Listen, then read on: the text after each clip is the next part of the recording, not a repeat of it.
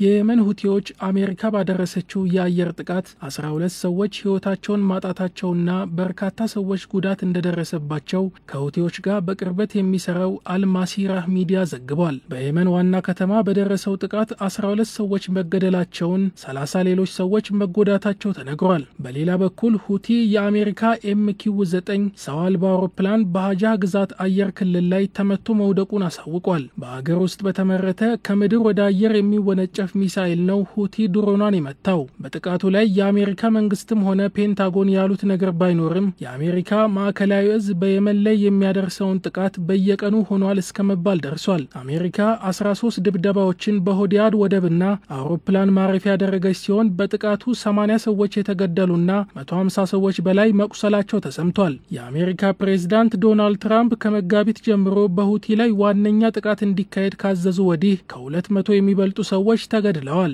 የትራምፕ አስተዳደር እንደሚለው የጥቃቱ ዓላማ ቡድኑ በቀይ ባህር ዓለም አቀፍ ንግድ መርከቦች ላይ የፈጠረውን ስጋት ለማስወገድ ነው። ሁቲ በቀይ ባህርና ህንድ ውቅያኖስ ኤደን ባህረ ሰላጤ በባለል መንደብ የእስራኤልን እንዲሁም የአጋሮቿን መርከቦች እንዳያልፉ መከልከሉ ለጥቃቱ እንደ ምክንያት ይወሰዳል። ሁቲም እስራኤል በጋዛ ሰዎች ላይ እያደረሰች ያለውን ጥቃት ካቆመች ምንም አይነት እርምጃ አልወስድም ማለቱ ይታወሳል ሲል የዘገበው አልጀዚራ ነው። ቡድኑ የጋዛ ተኩስ ማቆም ተከትሎ ጥቃት አቆሞ የነበረ ሲሆን እስራኤል የአየር ጥቃት ከጀመረች ወዲህ ቡድኑም ማጥቃቱን ቀጥሏል። እስራኤል በሐማስ ለተፈጸመብኝ ጥቃት አሰፋዊ ምላሽ ነው በሚል የማያባራ ጥቃት መጀመሯን ተከትሎ የሁቲ አማጽያን በርካታ ሚሳኤሎችን ወደ እስራኤል አስወንጭፈዋል። እንዲሁም ሰው አልባ አውሮፕላኖችን በመጠቀም ተኩሰዋል። አሜሪካ በቀይ ባህር ላይ ያሉትን የጦር መርከቦች በመጠቀም የተወሰኑትን በማክሸፍ ሌሎቹን ደግሞ በቀይ ባህር ላይና በግብጽ ላይ እንዲያርፉ በማድረግ አቅጣጫቸውን አስቀልብሻለሁ ብላለች። ህዳር ወር ላይም ባለቤትነቱ የእስራኤል ነው ያሉትን የጭነት መርከብ በቀይ ባህር ላይ በማገት በየመን ባህር ዳርቻ ወደሚገኝ ቦታ ወስደውታል። እስራኤል በበኩሏ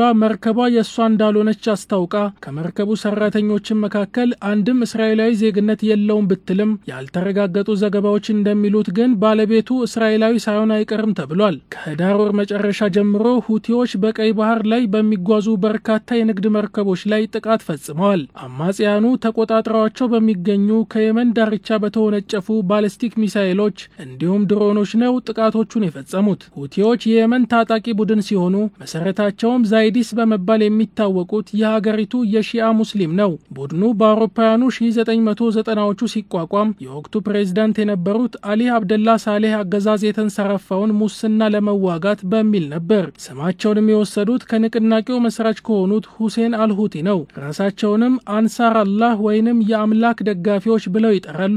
በአሜሪካ መሪነት ምዕራባውያን ኢራቅን መያዛቸውን ተከትሎ ሁቲዎች አምላክ ታላቅ ነው፣ ሞት ለአሜሪካ፣ ሞት ለእስራኤል፣ እርግማን ለአይሁዶች፣ ድል ለእስልምና የሚል መፈክር ማሰማት ጀመሩ። እስራኤል አሜሪካና ሰፊውን ምዕራባዊ ክፍል የሚቃወምና በኢራን የሚመራ አክሲስ ኦፍ ሬዚስታንስ ጥምረት መሆናቸውንም አስታወቁ። ከሁቲ በተጨማሪ ሐማስና ሂዝቦላ የዚህ ጥምረት አካል ናቸው። ሁቲዎች በአሁኑ ወቅት በባህረ ሰላጤው ወደ እስራኤል የሚያቀኑትን መርከቦች ላይ ጥቃት እየፈጸሙ ያሉበትን ምክንያት እንደሚያስረዳ በአውሮፓ የሰላም ኢንስቲትዩት የየመን ተንታኝ ሂሻም አልኦስሚ ያስረዳሉ።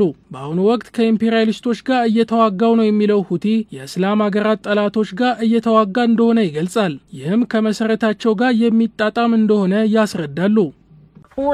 Hamas will return the bodies of 4 dead Israeli hostages on Thursday.